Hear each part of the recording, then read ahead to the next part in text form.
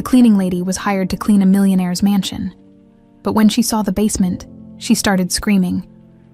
That's where her mother locked her up before selling her at age 6. Sarah Coleman's hands were raw, despite the rubber gloves. 6 hours of scrubbing other people's toilets had that effect. She peeled the yellow gloves off with a wince and massaged her calloused palms, checking her watch. Almost 5. Time to head to her second gig of the day. You hanging in there? Sarah, Diane from the agency called as Sarah shouldered her worn backpack. Always do, Sarah replied with a practiced smile that never quite reached her eyes. At 30, Sarah had mastered the art of invisibility. People's gazes slid past her as if she were part of the furniture. Just another cleaning lady in faded jeans and a shapeless sweater. It suited her fine. Flying under the radar was safer than the alternative. The bus ride to the wealthy part of town took 40 minutes. Sarah spent it staring out the window, her reflection ghosting against the glass. Dark circles underscored her hazel eyes that had seen too much, too young. She absent-mindedly traced the thin scar running along her wrist, a permanent reminder of a past she couldn't remember completely, but couldn't entirely forget. The therapist she'd seen through the state program called it selective amnesia, her brain's way of protecting itself from trauma. What Sarah did remember came in fragments. Cold stone walls, ornate iron bars, and her mother's face saying she'd be back soon. The memory always ended there, like a film reel snipped mid-scene. The agency had called yesterday about a last-minute job. A wealthy client needed temporary help with a renovation cleanup. Double the usual pay. Sarah hadn't hesitated. The bus dropped her off at the base of a long, winding driveway as she hiked up toward the mansion. The back of her neck prickled uncomfortably. Something about the place seemed oddly familiar, though she was certain she'd never been here before. You must be Sarah, a middle-aged woman greeted her at the service entrance. Her severe bob and pressed uniform screamed, "Head housekeeper," though something in her eyes seemed slightly off, too watchful, too wary. I'm Susan Monroe, the house manager. Mr. Ortiz is away on business until tomorrow, so I'll show you what needs doing. Sarah nodded, following Susan through the sprawling mansion. The place was ridiculously huge, all marble floors and crystal chandeliers, the kind of wealth that made Sarah feel like she should apologize for breathing the same air. We're renovating the East Wing, Susan explained, her voice clipped and efficient. Construction dust has gotten everywhere. You'll start in the main areas, then work your way down to the basement storage rooms over the next few days. As they passed through a corridor lined with photos, Sarah paused. A framed newspaper article showed a handsome young man cutting a ribbon outside a children's shelter. The headline read, Ortiz Foundation opens 5th refuge for trafficking survivors. That's Mr. Brandon Ortiz, Susan said, noticing Sarah's interest. He's dedicated his fortune to helping children escape trafficking networks. Sarah's throat tightened. That's admirable. Susan's eyes narrowed slightly. Yes, he was rescued from such a network himself as a child. It made him who he is today. Sarah nodded, feeling a strange kinship with her unseen employer. She understood reinvention better than most. After Susan left, Sarah worked methodically through the main floor, cleaning with the efficiency of someone who'd spent most of her life erasing evidence of her own existence. The mansion was eerily quiet, save for the distant sound of Susan's heels clicking somewhere upstairs and the occasional murmur of the elderly cook, Helen, in the kitchen. Around 8, Sarah was putting away her supplies when a wave of dizziness hit her. The cleaning chemicals? Probably. She steadied herself against a wall, but as her fingers touched the cool surface, a memory flashed through her mind. Small fingers scratching at stone, desperate to leave a mark, to prove she existed. She yanked her hand back as if burned, heart pounding. Just another flashback. They came sometimes, triggered by random things. A certain smell, a particular shade of light, the sound of a heavy door closing. You all right, dear? Helen's voice startled her. The cook stood in the doorway, her weathered face creased with concern. Fine, Sarah mumbled. Just tired. Helen studied her for a moment too long. You look familiar. Have you worked here before? No. Never, Sarah said quickly. Just have one of those faces, I guess. She escaped to the bus stop, unsettled. The mansion had triggered something, but she couldn't place what. That night, her dreams were worse than usual. She was a child again, counting days by scratching marks on a stone wall, waiting for her mother who never came back, listening to the footsteps that meant pain was coming. Sarah woke gasping, sheets twisted around her legs like restraints. Her tiny studio apartment felt claustrophobic, despite being barely bigger than a prison cell. The irony wasn't lost on her. How she'd escaped one kind of confinement only to build another around herself. Her phone lit up with a text from the agency. Client requested you specifically for next 3 days. Double rate still applies. Confirm. Sarah hesitated, remembering the strange familiarity of the mansion, the flashback it had triggered. But double pay meant she could finally get her car fixed. One less link in the chain of dependencies that kept her vulnerable. Confirmed, she texted back. The second day passed without incident. She cleaned the upper floors, including a library with more books than Sarah had seen outside a public building. One entire shelf was dedicated to books on human trafficking, psychology, and trauma recovery. Sarah ran her fingers over the spines, wondering what kind of rich guy spent his free time reading about the darkest aspects of humanity. That night, Sarah dreamed of a small window with ornate iron bars shaped like vines. When she woke, the image stayed with her. Unusually vivid, on the third day, Susan intercepted her at the service entrance. "We need the basement cleaned today. It's mostly storage, but Mr. Ortiz will be using it as a temporary office while the renovations finish." She handed Sarah a ring of keys. "The last door on the left needs special attention. It hasn't been opened in years." As Sarah descended the stone steps to the basement, a familiar scent hit her. Musty stone and something else. Something that made her heart race with instinctive fear. She faltered on the steps, gripping the railing as another wave of dizziness washed over her. "Just clean the rooms and leave," she told herself firmly. "Don't make this weird." The basement was a maze of storage rooms filled with expensive furniture draped in sheets, like elegant ghosts frozen in time. Sarah worked her way methodically toward the last door on the left, fighting the growing unease building in her stomach when she finally reached it. The large brass key trembled in her hand. Something about this door terrified her, though she couldn't explain why. Sarah took a deep breath and pushed the key into the lock. The door swung open onto darkness. Sarah's hand fumbled along the wall until she found the light switch. A single bulb flickered to life, casting weak yellow light across the room. Her breathing quickened as details emerged from the shadows. Stone walls, a narrow cot pushed against one corner, and there, exactly as in her dream, a small window with ornate iron bars shaped like vines. "No," she whispered, backing away. "No, no, no." Her shoulder blades hit the door frame as her mind spiraled into panic. This room, she knew. This room. The scratches on the far wall. Those were hers, made by her own small fingernails as she'd counted days in captivity. The smell hit her then, full force. Sandalwood. Her knees buckled as memories erupted like a broken dam. A man's heavy cologne as he unlocked the door. The sound of his breathing. Her own silent tears as she huddled in the corner, praying to disappear. Sarah didn't realize she was screaming until her throat burned raw. Her vision tunneled, the room spinning as she collapsed to the stone floor, her body instinctively curling into the protective ball she'd once used to make herself smaller, less noticeable. "Hey, what's happening? Are you okay?" A man's voice cut through her panic. Unfamiliar but urgent. Sarah scrambled backward like a cornered animal, her hands raised defensively. "Don't touch me." "I won't," the man said, keeping his distance. "I promise I won't come closer. Just tell me what's wrong." Through tear-blurred vision, Sarah saw a tall figure silhouetted in the doorway, not the shadowy monster from her memories, but a younger man with concerned eyes. "This room," she choked out. I was kept here as a child." The man's face drained of color. "What? That's impossible." "The window," Sarah pointed with a trembling hand. "Those iron vines, I used to stare at them for hours, imagining they were growing, that someday they'd break and I could escape." Her voice broke. "And there," she gestured to the wall. "Those scratches, I made those. One for each day." She watched the stranger approach the wall, his movements careful as if afraid to disturb evidence at a crime scene.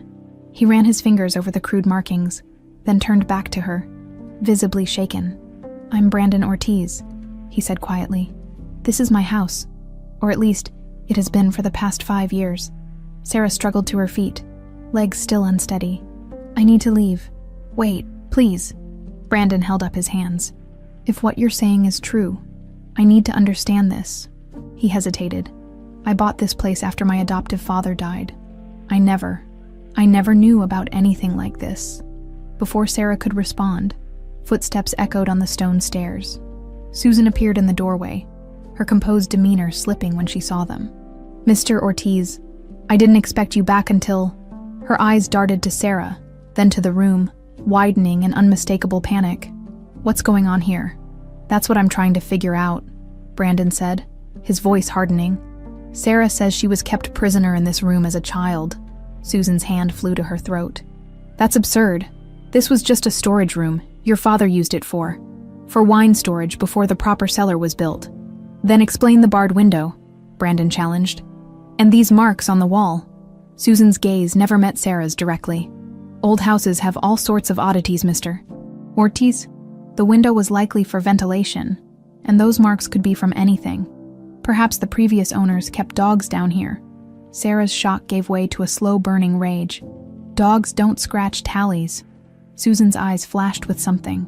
Fear, warning. I think the young lady is confused. Perhaps the cleaning chemicals. I'm not confused, Sarah interrupted, her voice finding its strength. I was 8 years old. I was kept in this room for weeks after being taken from my mother. I remember the man who kept me here wore sandalwood cologne. I can smell it right now like it's soaked into these walls. Brandon looked stricken. My father wore sandalwood cologne. An uncomfortable silence stretched between them. Susan seemed to be calculating something behind her carefully neutral expression. Mr. Ortiz? She finally said. This is clearly upsetting for everyone. Perhaps we should continue this conversation upstairs, where it's more comfortable. No, Brandon said firmly. I want to hear everything right here. Sarah hugged herself, suddenly cold despite the stuffiness of the small room. There were other children too. I could hear them sometimes, through the walls. We weren't allowed to talk to each other, but at night, when he was gone, we would tap messages. Her voice caught. One girl, Megan, she was in the room next door. She showed me how to communicate in code. She was older, maybe 12. She tried to escape once. I never heard her again after that. Brandon paced the small room, running his hands through his hair. This is insane. My father was Charles Ortiz. He was a respected businessman. He adopted me when I was 10, after I was rescued from a trafficking operation. He stopped, staring at the barred window. He was the one who saved me. Or so you thought, Sarah said quietly. Susan made a small, distressed sound. Mr. Ortiz, this is preposterous. Your father was a good man. This woman is clearly disturbed. Stop it. Susan! Brandon snapped. Look at her. She's terrified. Not crazy. Sarah met Brandon's gaze, seeing the conflict there. The desperate need to deny warring with the dawning horror of recognition. How did you escape? He asked softly. Sarah closed her eyes, reaching for fragments of memory that had eluded her for years. There was a new guard, younger than the others. He left the door unlocked one night. I ran until I couldn't anymore. Someone found me on the highway. A trucker, I think, after that. It's mostly police stations and foster homes. Brandon turned to Susan, who stood rigid in the doorway. Did you work for my father when he first bought this house? I've been with the Ortiz household for over 20 years, Susan answered carefully. Then you knew, Brandon said, his voice dangerously quiet. You knew what this room was. Susan's face remained impassive, but Sarah caught the slight tremor in her hands. I look after the house, Mr. Ortiz. Your father's. Business matters were not my concern. Get out, Brandon told her, barely containing his anger. Go upstairs. We'll discuss this later. After Susan's footsteps faded, Brandon turned back to Sarah. I'm so sorry, he said, looking lost. I don't know what to say. If my father did this to you, to others. He broke off, struggling with the implications. Sarah moved toward the door on unsteady legs. I need some air. Brandon nodded, following her out of the room. Of course, whatever you need. As they climbed the stairs together, Sarah felt the weight of 2 decades of buried trauma pressing against her chest. Part of her wanted to run and never look back, but another part, the part that had scratched those marks into the wall, desperate to be remembered, couldn't leave. Not yet. Not until she uncovered the full truth of what happened in the mansion with the iron vines. In the ornate kitchen, Helen silently placed a steaming mug of tea in front of Sarah. The elderly cook's weathered hands trembled slightly, but her eyes were steady with a knowing look that made Sarah wonder how much she had witnessed over the years. "Chamomile," Helen said softly. "Good for the nerves." Brandon paced the length of the marble island, his reflection distorted in its polished surface. He'd barely spoken since they'd left the basement, his face locked in an expression of stunned disbelief. "I built my entire life around his legacy," he finally said, his voice hollow. "The foundation, the shelters, all of it was to honor what I thought he stood for." He stopped pacing and braced his hands against the counter. What if everything was a lie? Sarah wrapped her fingers around the warm mug, letting the heat ground her in the present. Sometimes the people closest to us are the ones we know the least. "Did you ever go to the police?" "After you escaped." She took a careful sip before answering. "I tried. I was 8, traumatized, with fragments of memories. I couldn't tell them where I'd been held or who had taken me. Just a big house and a man who smelled like trees. They found no record of a Linda Coleman with a missing daughter named Sarah." Her mouth twisted. "They thought I was making it up. Some foster kid desperate for attention." Brandon's phone buzzed. He glanced at it, his frown deepening. Susan's requesting an urgent meeting to clarify the situation. He silenced the phone and slipped it back into his pocket. "She can wait." A strange calm had settled over Sarah, the kind that sometimes follows extreme shock. "If Susan's worked here since your father's time, she knows something. The way she looked at me when she saw me in that room, it wasn't just surprise." Brandon studied her face. "You're not leaving, are you? Would you, if it were you?" He shook his head. "No. I'd need answers. Then you understand." Sarah set down her mug with quiet determination. "I've spent 22 years with pieces missing. For the first time, I have a real chance to put them together." Brandon's shoulders straightened, a decision visibly made. "I'll help you, whatever my father did. I need to know too." He ran a hand through his already disheveled hair. "We should start with that room. Document everything before Susan or anyone else can alter it." "She'd do that. I don't know anymore. I wouldn't have thought my father capable of—" He couldn't finish the sentence. "Let's not take chances." They returned to the basement armed with Brandon's phone for photos and a notepad he'd grabbed from a drawer. The small room felt different now, less terrifying, more like a crime scene that needed processing. "The scratches," Sarah said, pointing to the wall. "There are 67 of them." Brandon photographed each section of marks. 67 days. His voice was tight. "You were held here for over 2 months." Sarah moved to the small, barred window, tracing the iron vines with her fingertip. "It was summer when I arrived.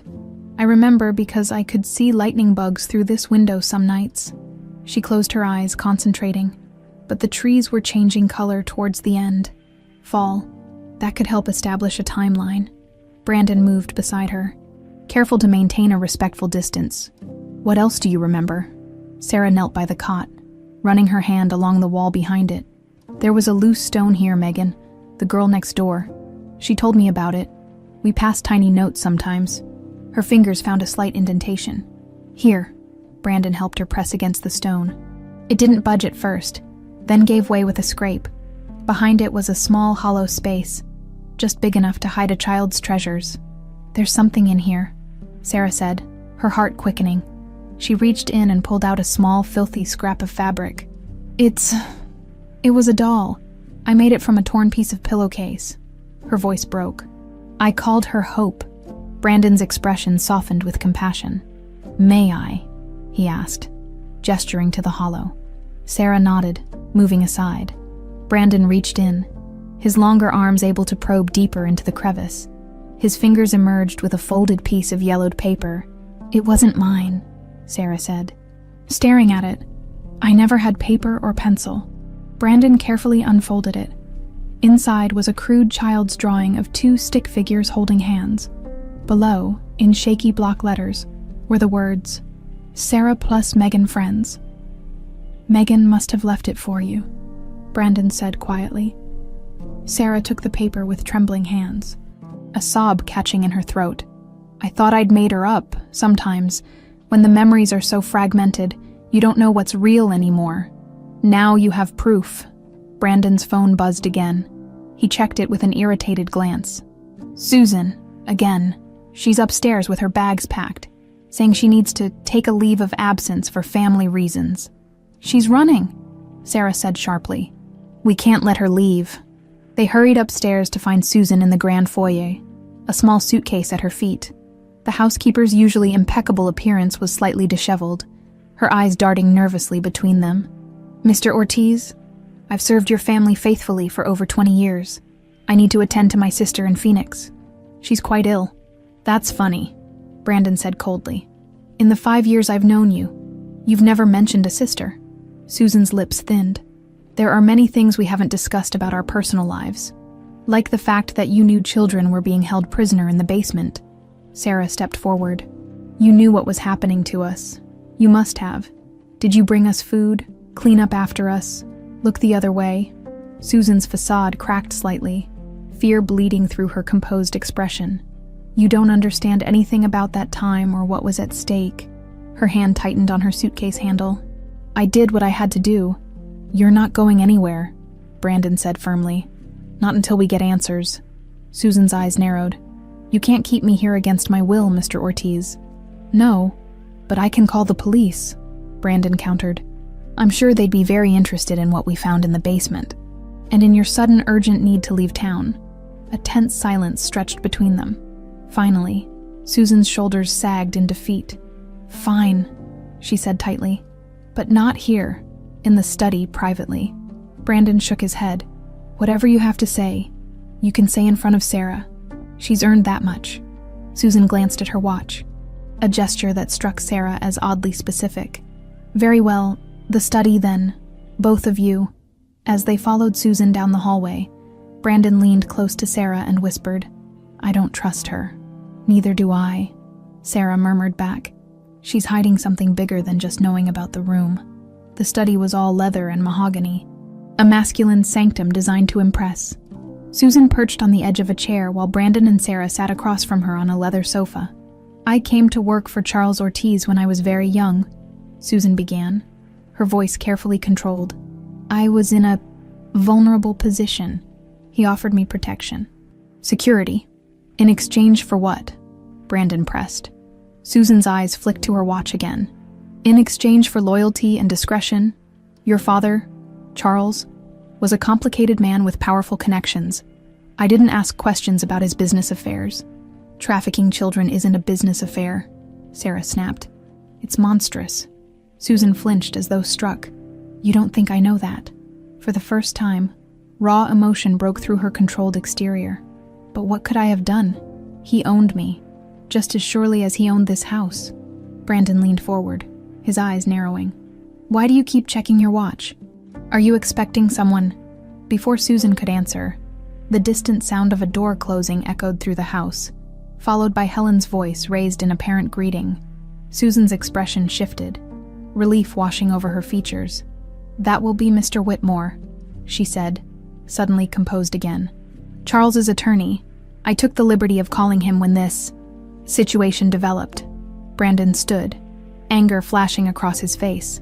You had no right. Susan met his gaze with newfound confidence.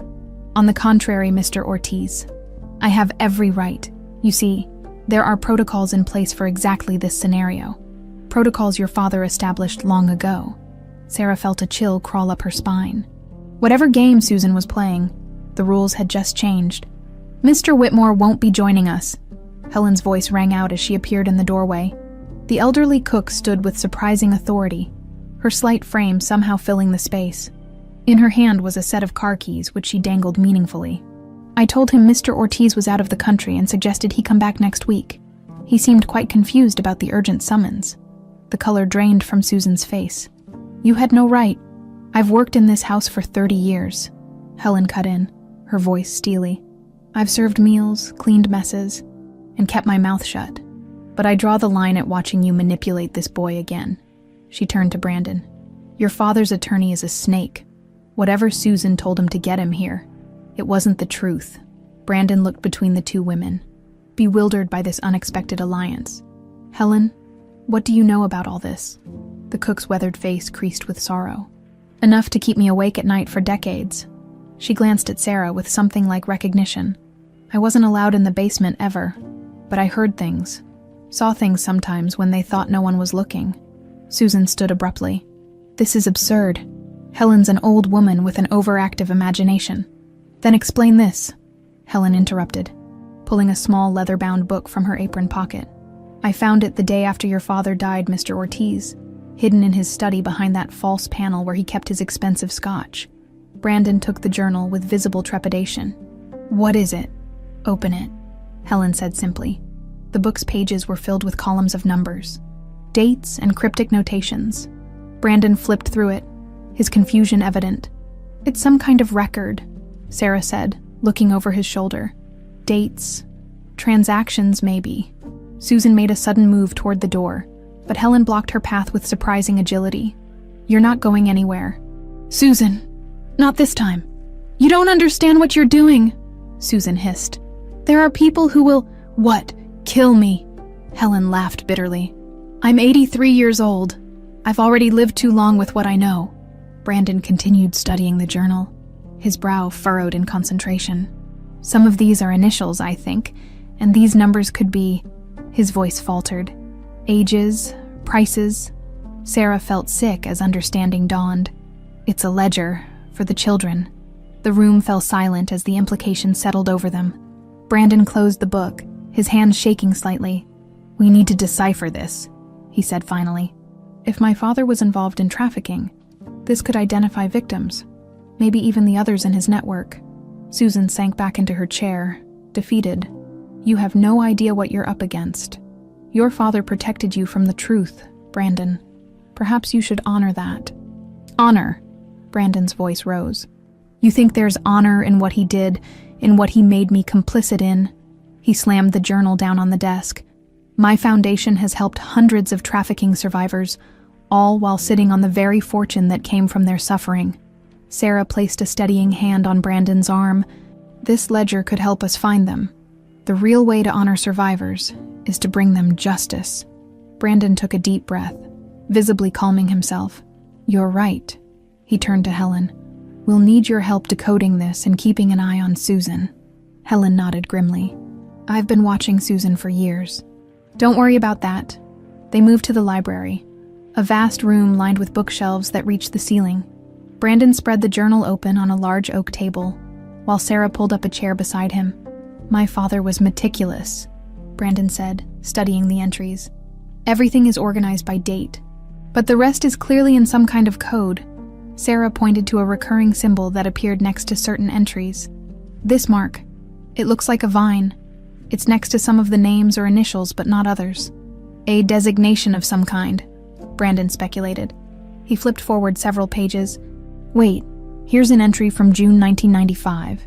He looked up at Sarah. How old are you? 30 now, so I would have been 8 in 2003. Brandon turned to entries from that year, scanning carefully.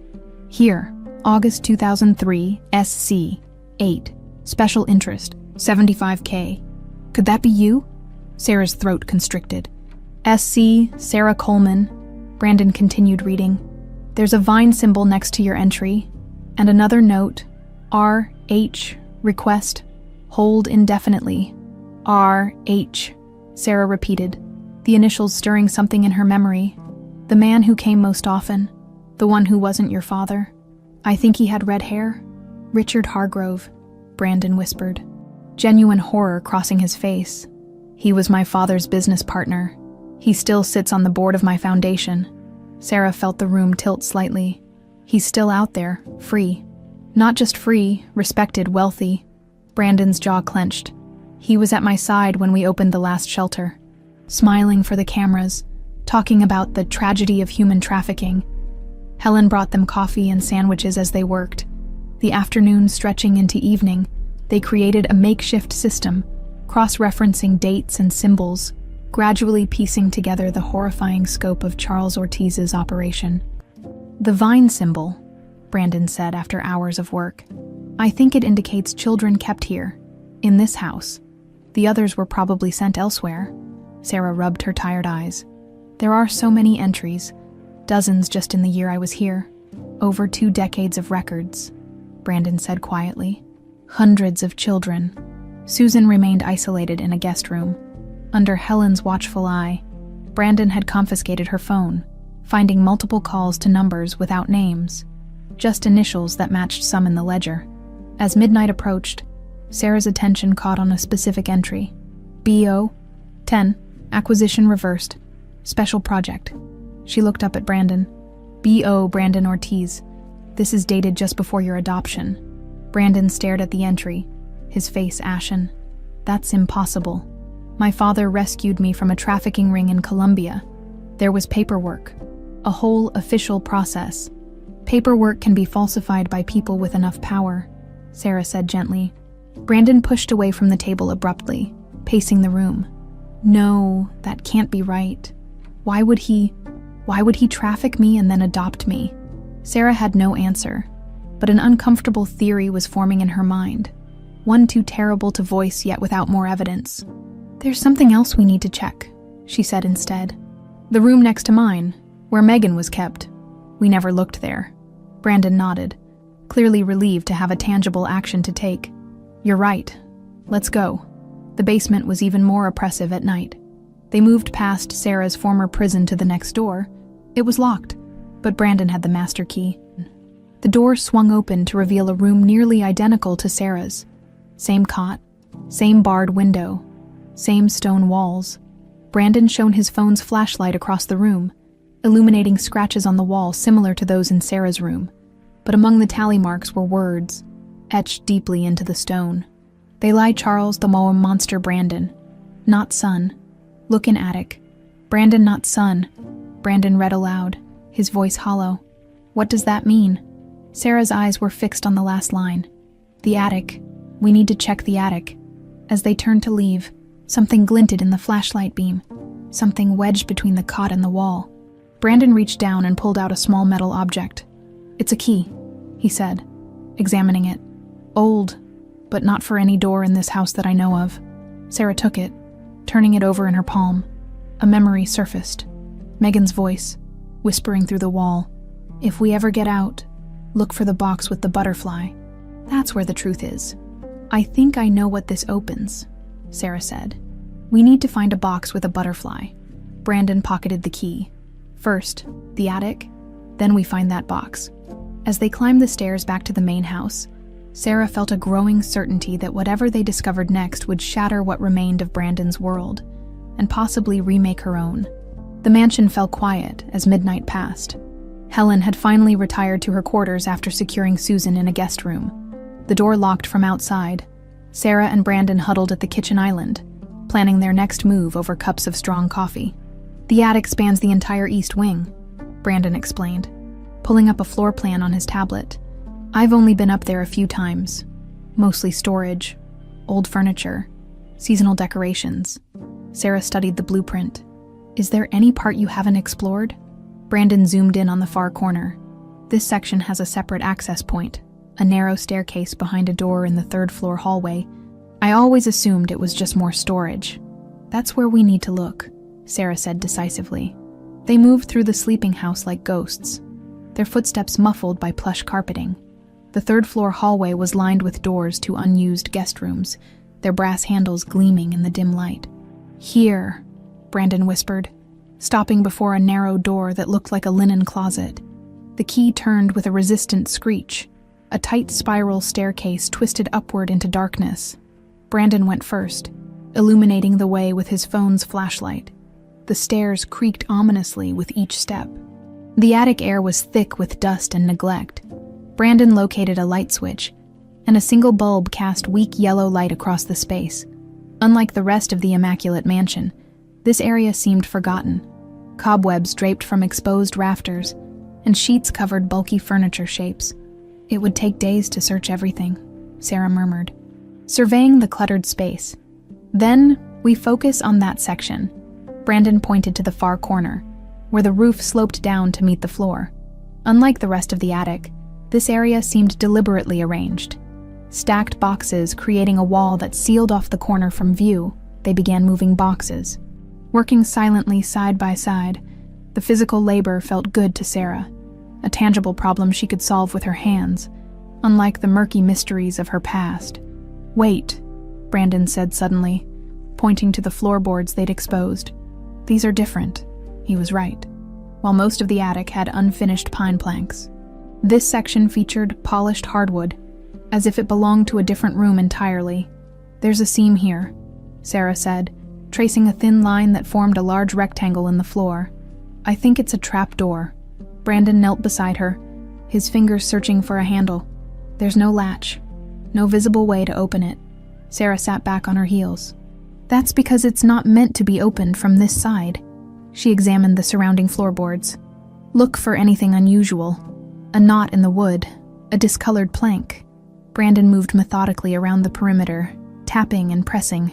"Nothing seems... Wait." He paused at a board that appeared identical to the others. "This one sounds different."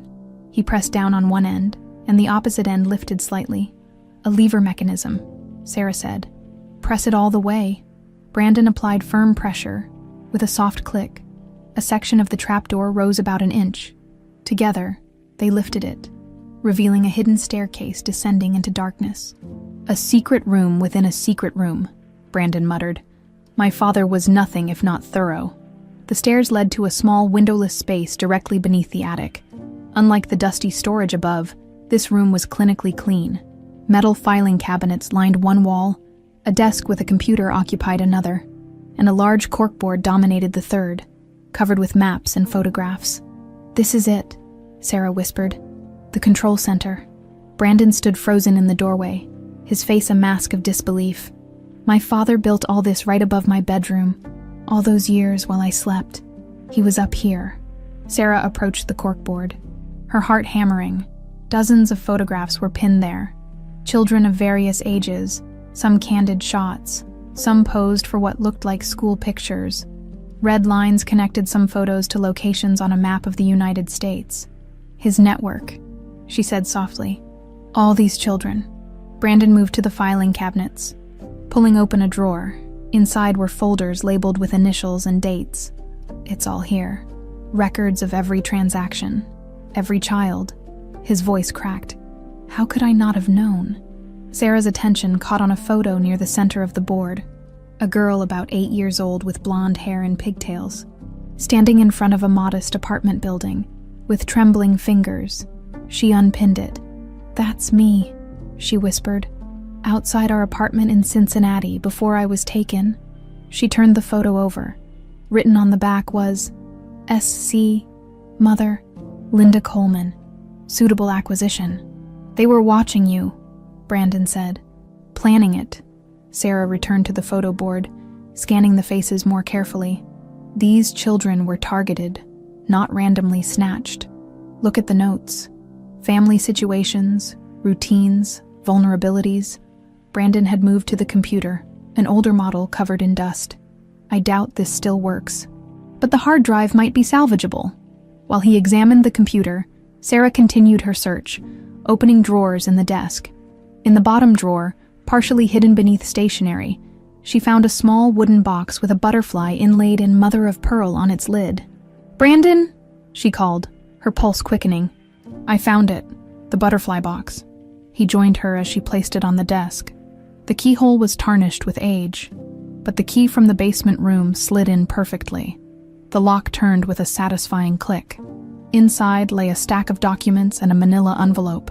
Sarah removed the envelope first, opening it to find photographs. Not of children this time, but of a young woman with striking features similar to her own. In several photos, the woman held a baby. Sarah's hands shook. "This is my mother, and me, as an infant." She turned one photo over. Written on the back was, "Linda and Sarah, 1995. "There's something else here," Brandon said, pulling out an official-looking document from the bottom of the box. "It's a birth certificate." He scanned it, his expression shifting to confusion. "It's yours, but..." "What?"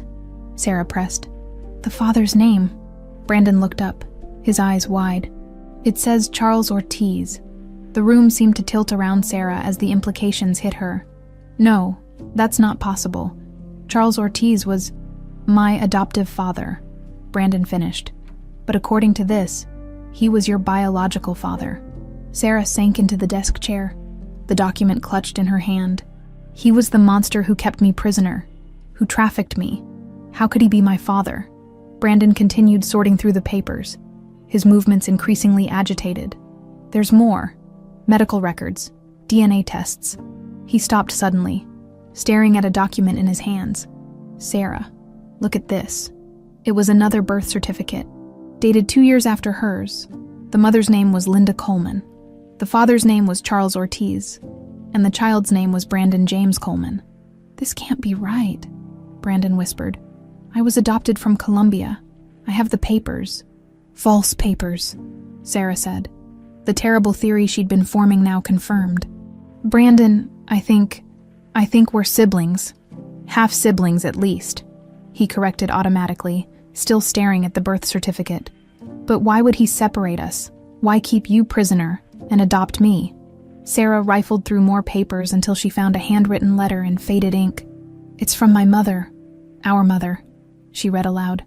Charles, I'm begging you one last time. Let Sarah go. She's your daughter. I've done everything you asked. I've stayed silent about Brandon. No one knows he survived. Please, if there's any humanity left in you, don't hurt our children. Brandon took the letter, reading it himself as if he couldn't believe Sarah's words. What does she mean, no one knows he survived? Sarah's mind raced, piecing together the fragments. The ledger entry, B.O., acquisition reversed, special project. You weren't rescued from a trafficking ring. You were in one, but then something changed. The terrible truth dawned on them simultaneously. He trafficked his own son, Brandon said, his voice hollow, then rescued me when he realized who I was, and kept me prisoner, Sarah added softly. His own daughter. They sat in stunned silence, the weight of revelation pressing down on them. Outside, the first hints of dawn lightened the sky, casting long shadows through the attic windows above. Susan knows, Sarah said finally. She has to. The way she's been acting. The panic when she saw me. She knew exactly who I was. Brandon stood abruptly. We need to talk to her now. As they gathered the documents into a pile, Sarah's gaze returned to the photo board. One picture stood out. A girl with fiery red hair and defiant green eyes. Written beneath it was a single word. Escaped. Megan, Sarah whispered, hope rising unexpectedly. She unpinned the photo. She really did get away. Brandon placed a gentle hand on her shoulder, and she left clues for you to find the truth. Together, they left the hidden room, carrying the box and documents that would forever change their lives. The mansion around them, once a symbol of wealth and privilege, now revealed itself for what it truly was, a monument to monstrous secrets and broken families, and somewhere within its walls, Susan, or whatever her real name might be, held the key to the final pieces of the puzzle. The guest room where Susan was being kept had the deceiving comfort of expensive prison. Plush carpet, silk curtains, and a 4-poster bed, where she sat perched on the edge, her posture rigid. She looked up sharply when Brandon unlocked the door, Sarah following close behind. You found it, Susan said. Not a question, but a resigned statement. The fight had drained from her, leaving something raw and vulnerable in its place. Brandon tossed the birth certificates onto the bed beside her. Who are you, really? Susan's fingers trembled as she touched the documents, like a penitent before sacred relics. You know who I am. Her eyes finally met Sarah's directly. You've always known, somewhere deep down. The room seemed to contract around Sarah as understanding crystallized. Mom. The word felt foreign on her tongue, a language she'd stopped speaking decades ago. My name was Linda Coleman. Susan, Linda confirmed, her voice barely above a whisper. I had surgery, changed my appearance after everything. But yes, I'm your mother. Brandon remained standing, his body coiled with tension. Explain. All of it now. Linda's hand moved unconsciously to the gold pendant at her throat. A nervous habit Sarah had noticed before, but now recognized with a jolt as familiar. A gesture from her earliest memories. I met Charles when I was 23, Linda began. He was charming, wealthy, established. I was a waitress with dreams of becoming a nurse. He swept me off my feet. A bitter smile twisted her lips. Classic story, isn't it? Poor girl falls for rich man. Doesn't realize until too late what she's gotten herself into. When did you learn what he really was? Sarah asked, still standing in the doorway, afraid to come closer to this stranger wearing her mother's face. After Sarah was born, Linda's eyes grew distant. I found papers, photographs of children, photographs. When I confronted him, he didn't deny anything. He told me I belonged to him now, that my daughter belonged to him. She looked at Brandon. I didn't know I was pregnant with you yet. Brandon paced the room like a caged animal. So you just, what, accepted that your husband was trafficking children? No, Linda's voice cracked. I tried to run. I packed a bag for Sarah and me, but he caught us. He hurt me badly that night, made me understand there was no escape. Her fingers traced an invisible scar along her collarbone. A week later, I found out I was pregnant again. Sarah felt dizzy with the implications. You stayed with him, even knowing what he was. I stayed because he gave me no choice. Linda shot back, a flash of the old Susan's steel showing through. He said if I tried to leave again, he would kill the baby. And to ensure my cooperation, he took you, Sarah, removed you from our home and brought you here, to his special collection. Brandon made a sound of disgust. His own daughter. Charles didn't see people as people, not even his own blood. Everyone was a commodity, a pawn, or a tool. Linda's composure cracked further. When you were born, Brandon, he took you away immediately, told me you had died. I mourned you for years. But I didn't die, Brandon said. No, I found out the truth years later. He had put you into his trafficking network. Linda's voice dropped. Something went wrong, a police raid on one of his sites. You were among the children recovered, though no one knew who you really were. Acquisition reversed, Sarah quoted from the ledger. Linda nodded. When Charles realized his biological son had been rescued, he saw an opportunity. He arranged to adopt you, a philanthropic gesture. The wealthy businessman saving a child from a fate worse than death, the perfect cover. While his own daughter remained his prisoner, Brandon said, the words like acid. Why did you stay? Sarah demanded. After Brandon was adopted, why remain here working for the monster who destroyed our family? Linda's eyes flashed with a mother's ferocity. Because he threatened to sell you permanently if I didn't. And once Brandon was here, I had 2 children to protect. Her shoulders sagged. I became Susan Monroe. I stayed close, keeping my children as safe as I could in an impossible situation. Safe. Sarah's voice rose incredulously. I was locked in a basement for months, and it would have been years if I hadn't helped you escape. Linda shot back. The room fell silent. That was you, Sarah whispered. The guard who left the door unlocked. There was no young guard, Linda said quietly. I drugged Charles's drink that night, took his keys, and left your door unlocked. I couldn't go with you. He would have hunted us both down, but I gave you a chance. Her eyes filled with tears. I prayed every day you'd made it somewhere safe. Brandon sank into a chair, his face ashen. All these years, my foundation, my mission to save trafficking victims, it was built on blood money. The very fortune I've used came from selling children. You didn't know, Linda said gently. I should have, he snapped. The signs were there. I just didn't want to see them. Sarah moved further into the room. Studying her mother's altered face, the surgeries had changed her features significantly, but now that Sarah knew the truth, she could see glimpses of her mother in certain expressions, in the way she held herself. The photograph, Sarah said. The one of us outside our apartment. They were watching us before I was taken. Linda nodded. Richard Hargrove, Charles's partner, had been surveilling us for weeks. Charles wanted to make sure I had no support system, nowhere to run. Brandon leaned forward. Why did Charles keep records of everything? The ledger, the hidden room. It's like he documented his own crimes. Power, Linda said simply. Information was power to Charles. Knowledge about his associates gave him leverage. Many powerful men were involved in his network. Politicians, judges, business leaders. Their participation was his insurance policy. And after he died, Sarah asked, Why did you stay then? Partly to protect Brandon from the truth, Linda admitted. And partly, I was waiting. For what? Brandon demanded. For you, Linda said, looking at Sarah. I knew someday you might find your way back here. I've spent 20 years preparing for that possibility. Sarah shook her head in disbelief. So when the agency called about sending me here, I couldn't refuse without raising suspicions, Linda explained. Some of Charles's associates still keep tabs on this house. On Brandon. They think I'm a loyal servant keeping their secrets.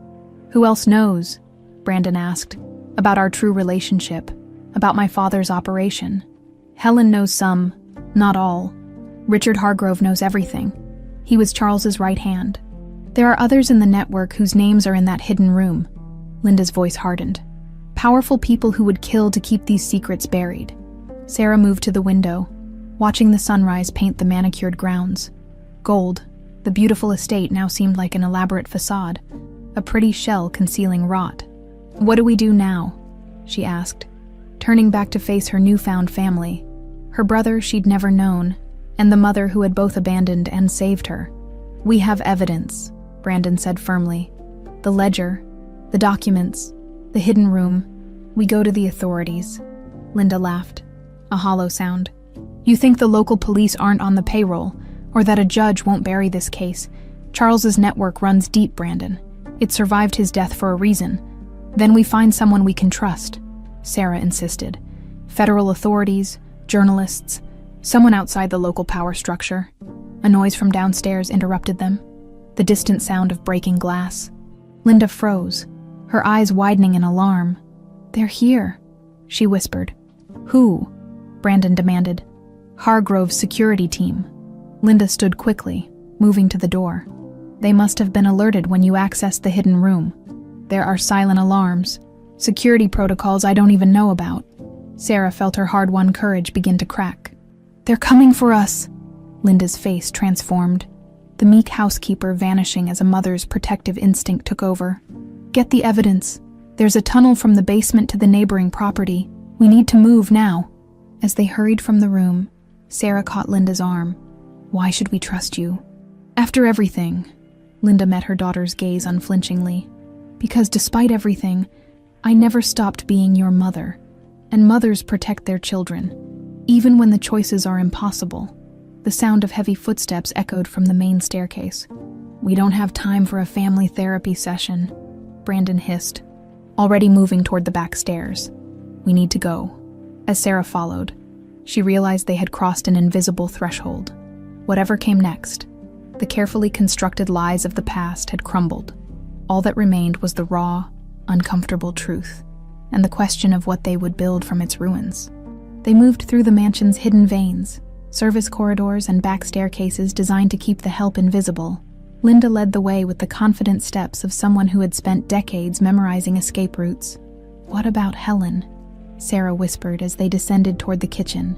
Helen has her own hiding places, Linda replied without slowing. She survived in this house longer than any of us. The kitchen was empty, breakfast preparations not yet begun. Linda headed straight for the pantry, pushing aside a shelf of canned goods to reveal a narrow door. The tunnel entrance is in the basement, she explained. But we need supplies first. The hidden cabinet contained emergency provisions.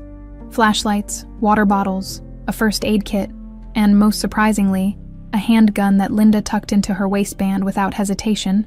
Brandon stared at her. You've been planning this for a while.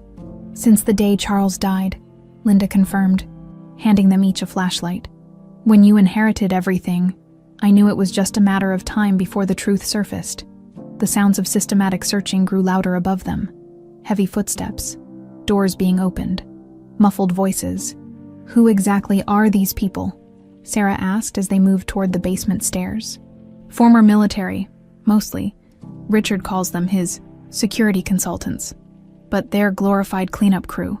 Linda's voice was grim. They eliminate problems, retrieve sensitive information, maintain the network's integrity.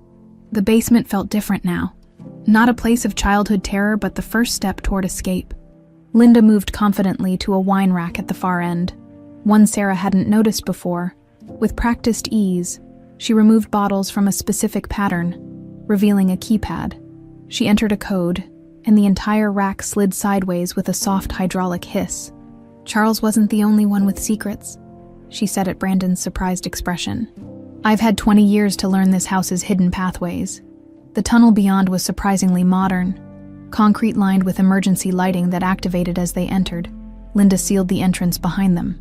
This leads to the guest house on the eastern property line, she explained as they jogged through the passageway. From there, we can reach the service road without being seen. Sarah clutched the butterfly box containing their evidence, while Brandon carried the ledger and computer hard drive they'd removed from the hidden room. The weight of decades of crimes pressed against her chest with each step. Why did you keep all this? Sarah asked her mother. If you wanted to protect us, why not destroy the evidence years ago? Linda glanced back. Because evidence is the only leverage we have against men like Richard Hargrove. Destroying it wouldn't stop them. It would just leave us defenseless. The tunnel ended at a ladder leading to a trapdoor. Linda climbed first, pushing it open cautiously before signaling them to follow. They emerged in a gardening shed attached to a modest guest house. No one's used this place in years, Linda explained, moving to the window to scan the grounds. The regular security team doesn't even know it exists. Brandon set the hard drive on a dusty table. I don't understand. If you've had access to all this evidence, why haven't you used it before now? Against whom? Linda challenged. The local police chief who visited your father monthly. The judge who helped arrange paperwork for the adoptions. The congressman whose campaigns were funded by Charles's donations. She shook her head. I needed absolute proof, and I needed someone trustworthy to take it to. And now you have us, Sarah said quietly. Linda's expression softened. Now I have my children back, after 20 years of pretending to be someone else, watching Brandon grow up from a distance, wondering if Sarah was even alive. Her voice cracked. I never thought I'd see this day. The moment of vulnerability passed quickly as Linda returned to tactical planning. We need to get to Chicago. I have a safety deposit box there with additional evidence. DNA tests proving Charles's paternity of both of you. Financial records showing the full extent of the network. Why Chicago? Brandon asked.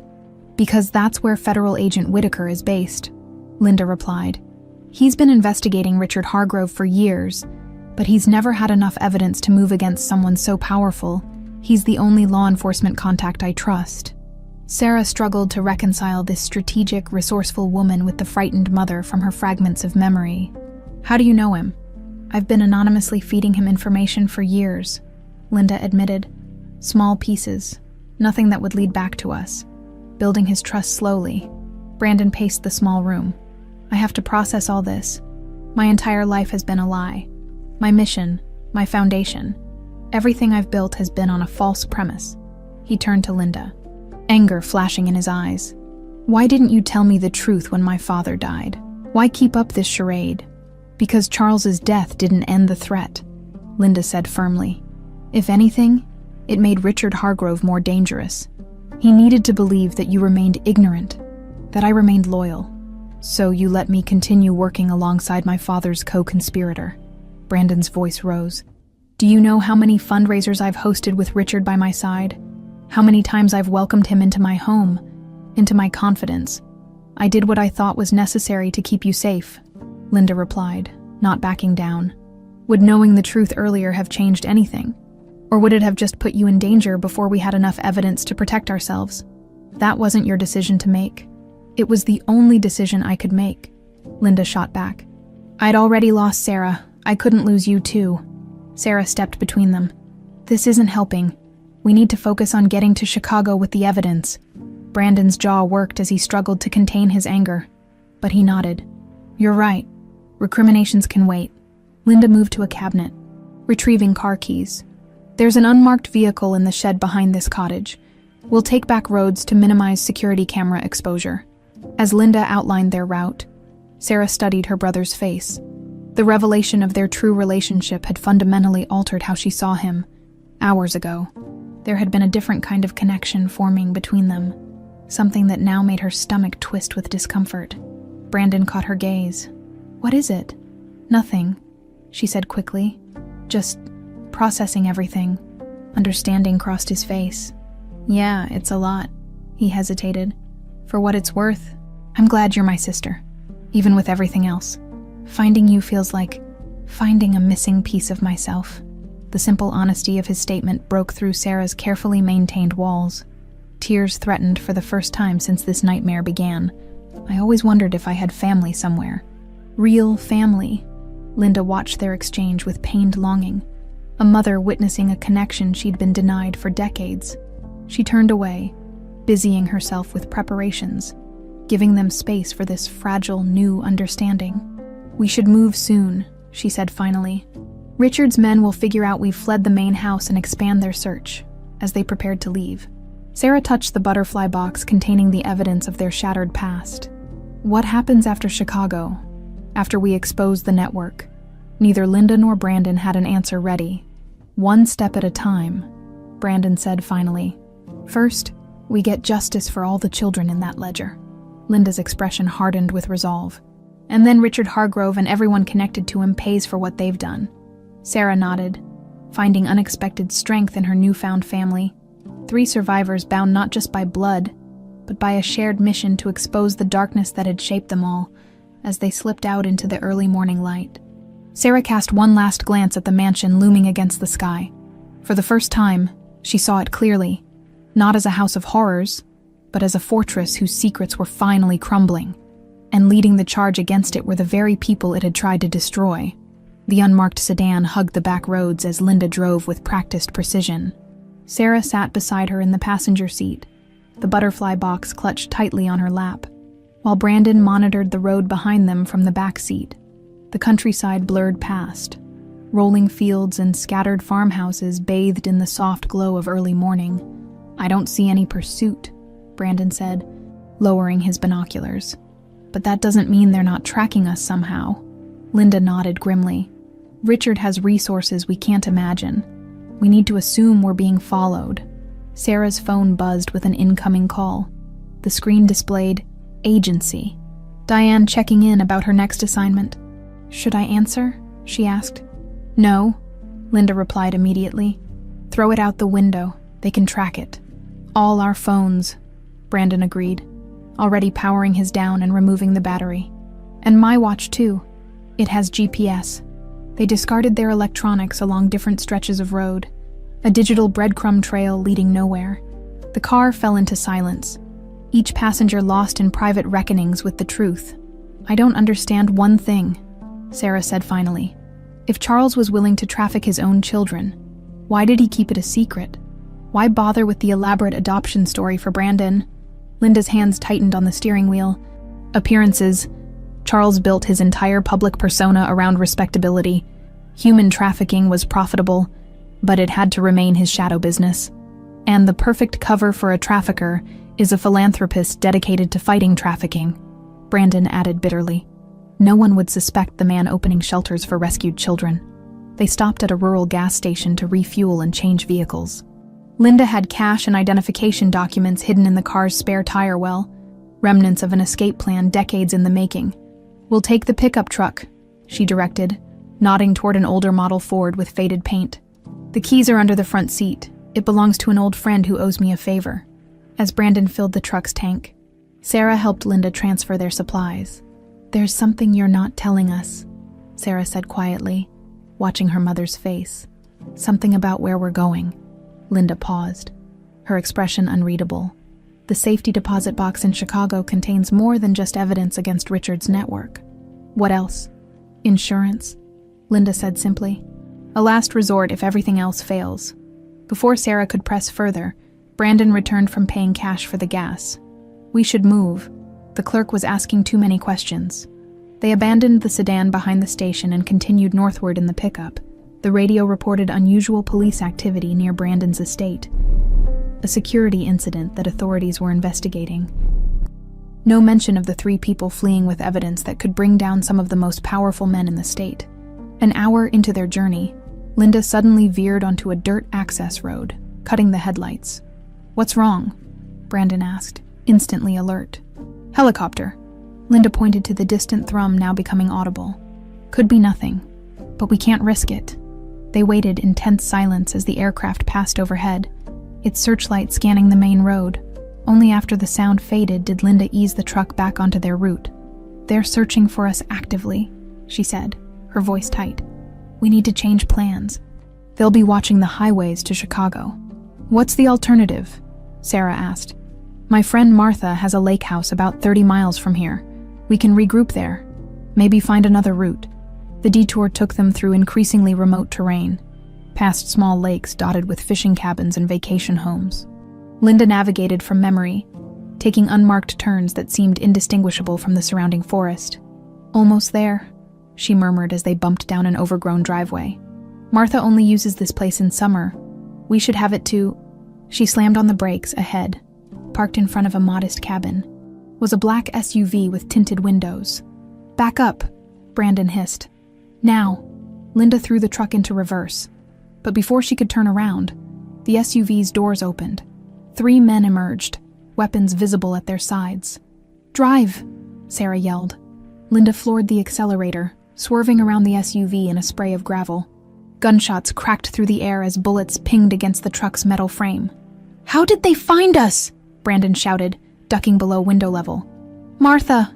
Linda gasped, her knuckles white on the steering wheel. "They must have her. They must have made her talk." They fishtailed onto the main road. The SUV in close pursuit, Linda drove with reckless precision, taking sharp turns that sent their pursuers sliding. But the truck was old, no match for the powerful vehicle gaining on them. "We can't outrun them," she said grimly. "We need another option." Ahead, the road curved alongside a steep embankment leading down to the lake. Linda's eyes narrowed with decision. "Hold on, this is going to be rough." She jerked the wheel suddenly, sending the truck crashing through the guardrail. For a sickening moment, they were airborne. Then came the impact as they hit the slope, tumbling and rolling toward the water below. Sarah's world became a chaos of noise and pain as she was thrown against her seatbelt. The airbags deployed in a suffocating explosion of white. Through the shattered windshield, she glimpsed trees, sky, and finally the dark surface of the lake rushing toward them. The truck hit the water with a massive splash, the impact momentarily stunning them all. Cold water began pouring in through broken windows. "Get out!" Linda shouted, already struggling with her seatbelt. "Swim for the far shore!" Sarah clutched the butterfly box as water rose around her knees. Brandon was already free, reaching over to help her with her jammed buckle. Together they pushed through the passenger door as the truck began to sink faster. "Mom!" Sarah screamed, realizing Linda wasn't behind them. Brandon dove back toward the driver's side where Linda was still struggling, her leg pinned by the collapsed steering column. The water was now at her chest. "Save the evidence," Linda shouted at them. "Go, I'll follow." "Not without you," Brandon insisted, submerging himself to work at freeing her leg. Sarah treaded water, torn between escaping with their precious evidence and helping her family. In the distance, she could see their pursuers scrambling down the embankment, weapons drawn. "They're coming," she warned. With one final effort, Brandon wrenched Linda free. She surfaced with a gasp, blood streaming from a gash on her forehead. Together, they struck out for the opposite shore, staying low in the water to avoid being seen. A volley of bullets sprayed the lake around them. Sarah ducked beneath the surface, kicking desperately toward a fallen tree that offered some cover. Brandon and Linda followed, moving from shadow to shadow along the shoreline. They emerged finally in a secluded cove, shivering and gasping but alive. In the distance, they could hear their pursuers calling to each other, searching the water's edge. "The box," Linda panted, her eyes fixing on Sarah's hands. "Is it safe?" Sarah nodded, holding up the waterproof container. "Everything's intact." "Good." Linda winced as she examined her injured leg. "Because we're going to need every bit of it now." Brandon scanned the darkening woods. Those weren't regular security contractors. They're professional hunters. Hargrove's elite team, Linda confirmed. He only uses them when something threatens the entire operation. She looked grim. "He knows what we found." "How?" Sarah demanded. "How could he possibly know about the hidden room? The evidence?" Linda's expression hardened. "Because someone told him. Someone who's been playing both sides for years." "Helen?" Brandon suggested. "No." Linda shook her head. "Helen's loyalty has always been to me and the children. It's someone higher up. Someone with access to everything." As night fell around them, they huddled together for warmth. 3 fragments of a broken family united by danger and terrible truths. The evidence they carried represented both their greatest hope and their greatest threat, proof of monstrous crimes, but also a target painted on their backs. "We need to move soon," Brandon whispered. "Head west through the woods until we hit the county road." Linda nodded, her face pale with pain and determination. "And then Chicago, no matter what." Sarah stared into the darkness, wondering how many more secrets awaited them, and if they would survive long enough to uncover them all. The woods provided temporary sanctuary as they moved west, guided by stars visible through breaks in the canopy. Linda limped between her children, her injured leg growing stiffer with each passing hour. Blood had soaked through the makeshift bandage Brandon had fashioned from his torn shirt. "We need to stop," Sarah whispered, after Linda stumbled for the 3rd time. "She needs rest." Brandon surveyed their surroundings, then pointed to a dense thicket. "There, we can hide until dawn." They settled into the natural shelter, Brandon using fallen branches to create additional cover. Linda sank to the ground with a barely suppressed groan. "Let me see your leg," Sarah insisted, gently removing the blood-soaked bandage. The wound was deep, a jagged gash where the truck's steering column had pinned her. Without proper medical attention, infection was inevitable. "It's fine," Linda said weakly. "Just needs cleaning." "It needs stitches," Sarah corrected, "and antibiotics." Brandon returned from scouting their perimeter. "I heard vehicles on the road about half a mile west. They're setting up checkpoints." Linda nodded grimly. "Richard's using his connections with local law enforcement. By morning, they'll have an official search underway. Probably something about armed fugitives. Which makes us the criminals," Brandon concluded. They huddled together as the temperature dropped, sharing body heat and whispered plans.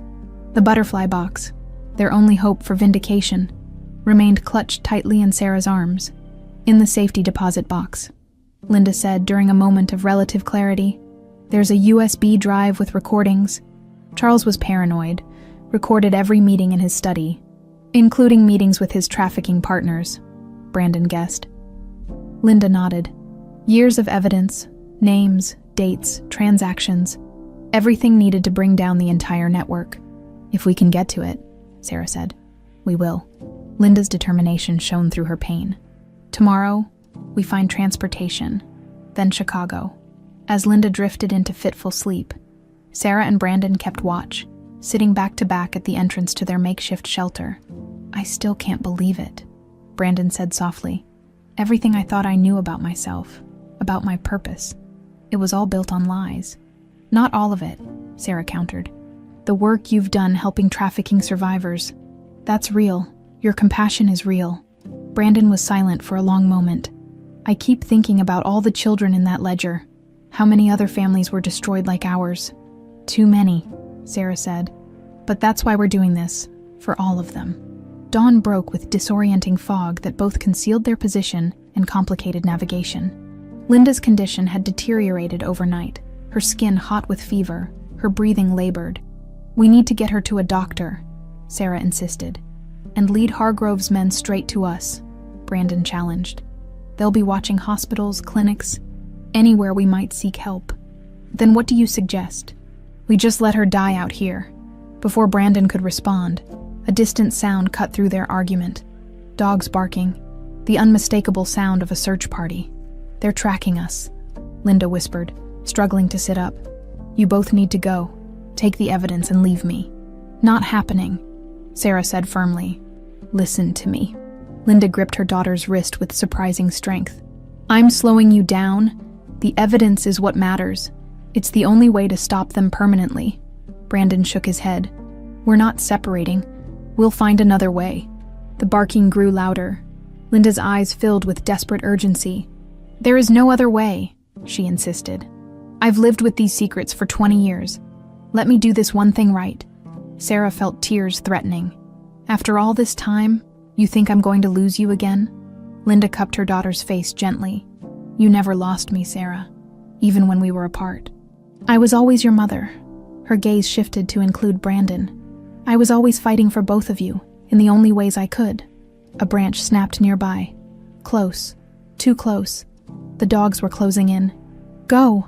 Linda urged, pressing a small key into Sarah's hand.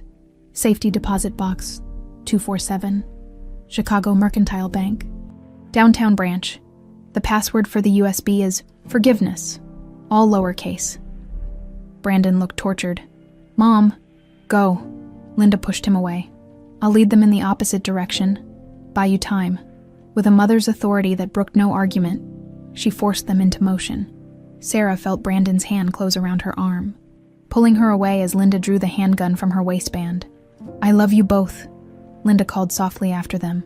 Remember that. They moved swiftly through the fog, the sounds of pursuit temporarily focused on Linda's position. Sarah's chest burned with each breath, with each step that carried her away from her mother. After what felt like miles, they reached the edge of the woods. A county road stretched before them, empty in the early morning light. Now what? Sarah gasped, lungs heaving. Brandon pointed to a small gas station visible in the distance. Civilization. We need a phone, transportation. They approached cautiously. Aware of their disheveled appearance, clothes torn and muddy, Brandon's shirt blood-stained from treating Linda's wound, the station appeared deserted except for a single pickup truck parked near the air pump. Wait here, Brandon instructed, moving toward the building. Sarah crouched behind a dumpster, the butterfly box secured inside her zipped jacket. Minutes stretched endlessly until Brandon returned with a set of keys. Delivery driver left his keys in the ignition, he explained. I left cash on the seat. Probably not enough, but it's something. You stole a truck. Borrowed, Brandon corrected grimly. Under extreme circumstances. They were 50 miles down the highway when they heard the first news bulletin on the radio. Explosion at the lakeside property owned by Martha Kendrick. Authorities report finding one body in the wreckage, believed to be that of Susan Monroe, longtime employee of philanthropist Brandon Ortiz. Ortiz himself is missing. Following what police are calling a possible kidnapping attempt, citizens are advised to be on lookout for. Sarah's hand flew to her mouth. Mom, she whispered. Brandon's knuckles whitened on the steering wheel. She used the gun, not to shoot them, to shoot something that would explode. She sacrificed herself, Sarah said, voice breaking. To give us time, to give us a chance. Brandon corrected. We can't waste it. They drove in grim silence, both processing the likelihood that their mother was dead, found and lost again in the space of days. The butterfly box seemed heavier now, weighted with Linda's sacrifice. Do you think she really died? Sarah asked finally, unable to bear the uncertainty. Brandon's jaw worked. I don't know. The report said, one body, not positively identified. She could have escaped, Sarah said, needing to believe it. Maybe, Brandon conceded, though his tone lacked conviction. As they approached Chicago's outskirts, Brandon pulled into an abandoned warehouse parking lot. They needed to finalize their plan. The bank opens at 9, he said, checking his watch. We have 3 hours. We can't walk in looking like this. Sarah gestured to their filthy clothes. No, Brandon agreed. And we need contingencies. If something happens to one of us, the other needs to know everything. They spent the next hour sharing every detail they'd learned. The ledger codes, the contents of the hidden room, what Linda had told each of them separately, 2 pieces of a puzzle combining to form a clearer picture. If we succeed, Sarah said quietly, what happens next? Brandon stared through the windshield at the distant Chicago skyline. Justice for every child in that ledger, for what they did to our family. And after that, a ghost of a smile touched his lips. After that, we rebuild, together. Whatever comes, Sarah nodded, feeling a fragile hope amid the devastation. Their family, fractured for decades, had briefly reunited only to be torn apart again. But something remained, a bond between siblings forged in shared trauma and determination. For Mom, she said softly. Brandon reached over, squeezing her hand. For Mom. As dawn broke over Chicago, they prepared to make their final move. 2 survivors carrying the weight of countless others, determined that the truth would finally see daylight. 6 months after the Chicago Mercantile Bank security footage captured Sarah and Brandon Coleman entering the downtown branch, the country witnessed what the media dubbed the Ortiz trials. The evidence they recovered that day, detailed financial records, DNA proof of Charles Ortiz's paternity, and most damning of all, years of recorded conversations, had unleashed a legal tsunami that swept through corridors of power across multiple states. Richard Hargrove's arrest on live television became an iconic image. The respected businessman and anti-trafficking advocate led away in handcuffs from his charity gala, stunned benefactors watching in disbelief. Subsequent raids identified 43 accomplices, including 2 judges, a police chief, and a state senator. For Sarah, the victory felt hollow as she stood at the podium, cameras flashing. The newly renovated mansion behind her, once a house of horrors, now transformed into the Coleman Center for Survivors, gleamed in the autumn sunlight. "Today marks new beginnings," she said, her voice steady despite the emotion tightening her throat. "This center will provide trauma-informed care, education, legal advocacy, and housing for survivors of trafficking." She paused, allowing her gaze to sweep across the gathered crowd. "What happened in these walls cannot be undone, but we can ensure it never happens again." Brandon joined her at the podium, their sibling resemblance now obvious to anyone looking. The same determined set of their jaws, the same resilience in their eyes. "Our mother, Linda Coleman, isn't here to see this day," Brandon continued where Sarah left off. "We believe she gave her life to protect us and expose the truth. Her sacrifice enabled the dismantling of a trafficking network that operated with impunity for decades. What he didn't mention was their private doubt.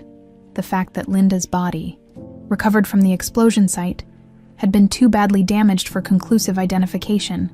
The forensic evidence suggested it was her, but a sliver of uncertainty remained, one they discussed only with each other. After the ceremony, as guests toured the facility, Sarah retreated to the quiet office that had once been Charles Ortiz's study. The room had been completely redesigned. Warm colors, comfortable furniture, large windows that eliminated any shadow where secrets could hide. "How are you holding up?" Brandon asked, joining her with 2 cups of coffee. Sarah accepted the mug gratefully. "Better than I expected. Being here doesn't trigger me anymore. It's like we've reclaimed it somehow." "The renovations helped," Brandon said. "Nothing looks the same, except us," Sarah replied with a small smile. "Who would have thought we'd end up working together?" Their tentative reunion had evolved into a powerful partnership. Brandon's business acumen combined with Sarah's first-hand understanding of trauma made the Coleman Center uniquely effective. Together, they'd created something neither could have built alone. A knock at the door interrupted their moment of quiet reflection. Helen entered, her movements slower than 6 months ago, but her eyes still sharp. "The last of the visitors are leaving," she reported, "and that federal agent is here again. Whitaker. Says he has news." Brandon's posture tensed. "Show him in." Agent Whitaker had been their unlikely ally throughout the investigation and trials, initially skeptical of their incredible story. The recordings from Linda's safety deposit box had quickly convinced him. Since then, he'd worked tirelessly to build airtight cases against Hargrove's network. "Congratulations on the opening," Whitaker said as he entered, declining the offered seat. "I'll keep this brief. We've located another facility. Arizona this time, operational until 3 years ago." Sarah inhaled sharply. "More victims. Records, mostly. We're still piecing it together, but it looks like some children were relocated there when Charles Ortiz died.